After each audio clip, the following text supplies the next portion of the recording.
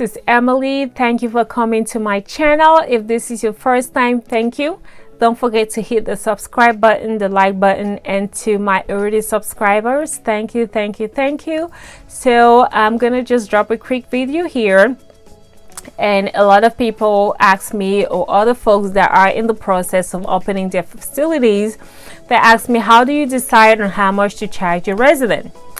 One way you could do it is you find out how much it's going to cost to run your facility, including, your mortgage, your electric bill, your water bill, the food and maintenance, the staffing that you're going to need to hire, how much you're paying your staff, the maintenance fees, what else, the activity fee. You could put all those expenditures together and then calculate how much that is. If it comes up to be $8,000 a month, $4,000 a month, your total expenses, and then your facility is for 5 residents, 6 residents, and you say, okay, I want to make $2,000 a month in my facility.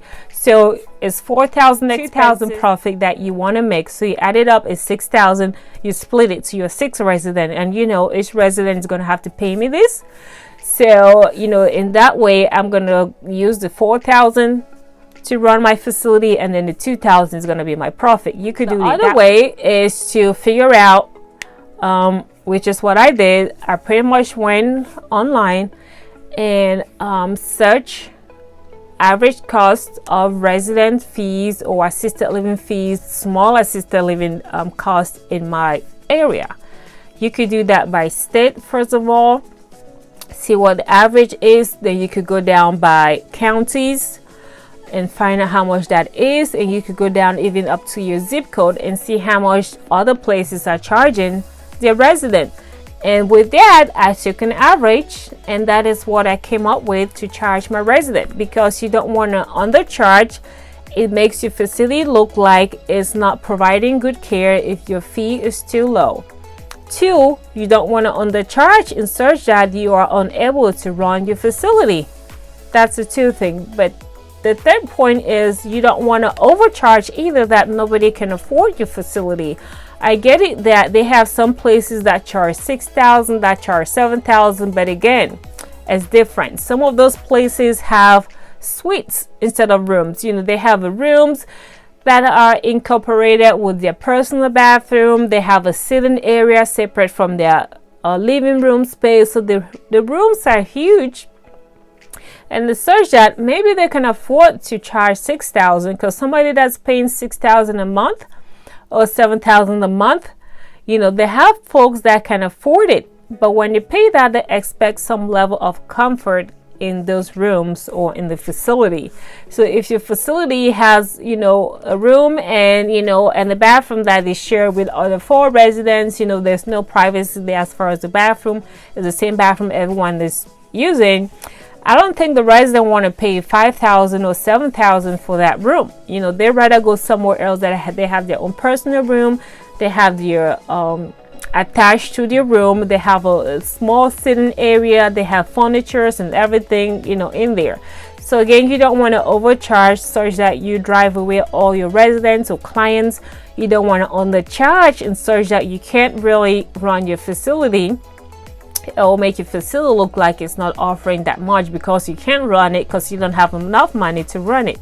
So you want to be somewhere in the middle, average. You want to be somewhere in the middle, such that though you want to make profit, you don't want to overdo it such that you drive your residents off. If you end up making a couple hundred or 1,000 profit, that is still good. If you can succeed with that, you just don't want to drain up and overcharge your residents and not providing or not fulfilling. Because if somebody come in and they're paying $7,000, guess what? Their expectations are going to be pretty high, and you better be ready to fulfill those expectations. So that is how I came up with the pricing for my facility. I Google search the average in my state. I narrowed it down to the average in my county. I narrowed down the average in my zip code, and I looked up those facilities. See those that were charging high, I clicked on the facility to see what it looked like, what they were offering, and I compared to my facility what I was offering or what my facility looked like, just to see if I was able to charge that same amount. Of course, I wasn't able to charge that same amount, because what they were offering and the way the rooms are was not the way my room was. I went down again, looked for those that were offering charging really low.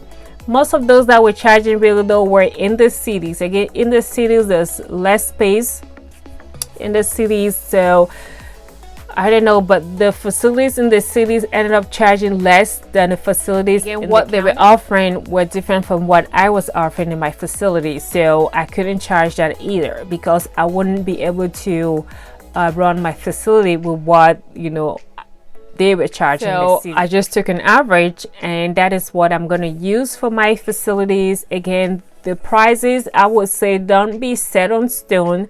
You might have a really good resident, good family that maybe they're a couple hundred short. You don't want to let them go, because, you know, sometimes you have to forget about the money and think of the resident you're providing the care for, you know. So sometimes you might just say, you know what, you $200 less, that's fine. Come into my facility. You know, they have good energy, good resident, good family. Sometimes that is better. You can have those that are able to pay you $7,000 a month, but the headache, the stress of it is way more than the money they're giving you. So you also have to think about that when you know, pricing your facility, and being able to kind of negotiate when you see a resident that comes in. Hopefully this little tip was helpful to you in your journey of opening up your assisted living. Let me know in the comment section. Please don't forget to hit the subscribe button, the like button, the notification bell, and don't be afraid to share with your friends or family or loved ones that are in this process together, to hopefully guide them too. I hope to see you guys on my next video.